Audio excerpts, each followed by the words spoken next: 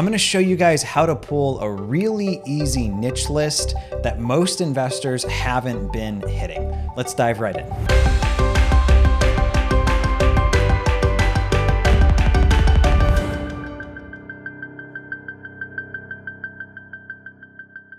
As investors, we're always looking for new ways to find discounted properties, whether that's like new means of marketing, new lists, or just kind of new like tips and tactics to get properties at a discount.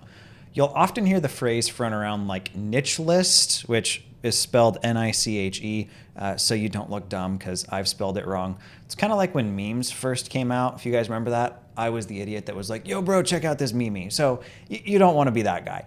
Niche lists in a nutshell it's a list that's a little bit harder to get and indicates something could potentially be going on with the person who owns the property or the property itself. So it could be something like the water's shut off, or the property's going through probate, for instance, which is actually what we're going to talk about. So if you're not familiar with probate, probate is the process a property goes through when somebody passes away, where it basically gets publicly announced, hey, this person passed away.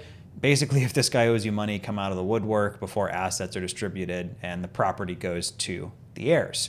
Well, PropStream just came out with a really cool niche list that we've been pulling, not through them, in a much more complicated way that I want to walk you guys through.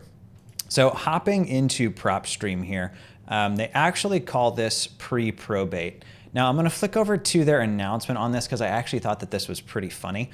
So they've got this blog post that explains they want to keep their customers ahead of the game. Pre-probate is a new industry term that means there's a deceased record associated with one of the owners of the property. You know, I don't know that I would call it new. They didn't come up with it, but in and of itself, I love this little 2-sentence line here. At the end of the day, we recognize that this is a sensitive data point. Yeah, you could say so, right?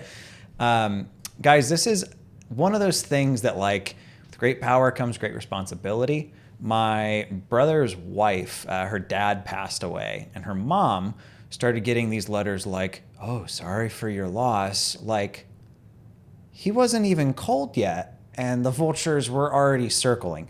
So this is one of those things you want to be a little bit careful with. My recommendation with how I use niche lists, because I'm pulling stuff like divorce, death certificate. I've even got a way that I pull murderers with equity, right? If they're going to jail, they don't need the house. I never mention that I know what's going on, or even that anything is going on. So I'm not sending like a sorry for your loss or my condolences or anything like that. We market to these people the same way we market to any other properties. So kind of like a, hey, I'm interested in purchasing your house. What are your plans with it? If you're interested in selling, give me a call at blank, blank, blank. Early on in my career, I can't believe I'm sharing this, we found divorce records from county, and I was doing a little bit of cold calling because I didn't have a huge marketing budget back then. And I called the lead that showed up as a divorce. And I was like, you know, hey, I'm interested in purchasing the house. You know, I saw you guys are going through divorce.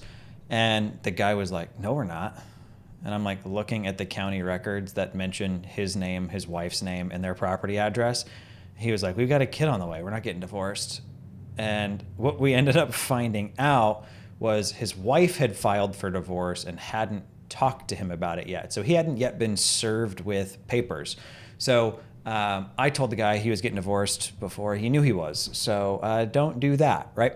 So anytime you're playing with this kind of data, you want to be a little bit tactful, but let me just walk you through how this works and how to pull it. So if you enter in, you know, the market you're interested in, let's say I'm looking at properties in St. Louis, Missouri, and we're going to do our normal thing of I'm looking for properties with equity. So I'm going to do 35 to 100%. It's always what I do. And I'm going to do properties that are single families.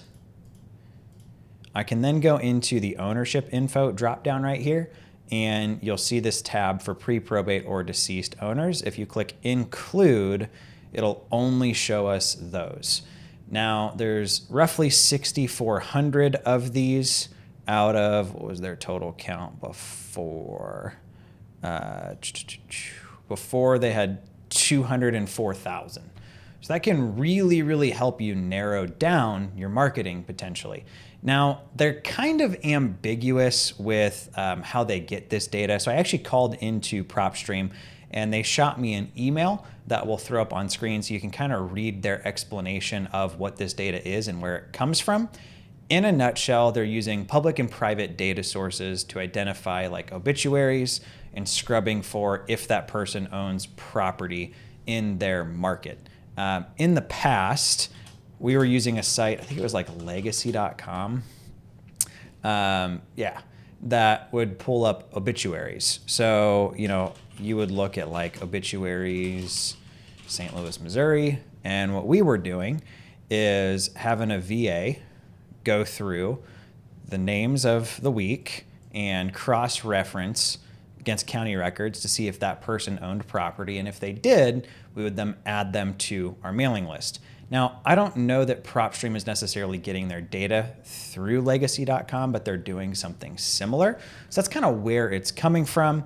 The data is not going to be perfect, right? If there's 2 John Smiths, there's probably a lot of John Smiths, so they might have somebody marked as potentially deceased that's not, which is why you don't want to send like a, hey, sorry, John died, can I buy his house? You want to be a little bit more tactful than that. So that is how you use PropStream's new tool to pull potentially deceased owners. It's a fantastic resource for investors looking to niche down in their data a little bit more than just, hey, this is an absentee owner with equity.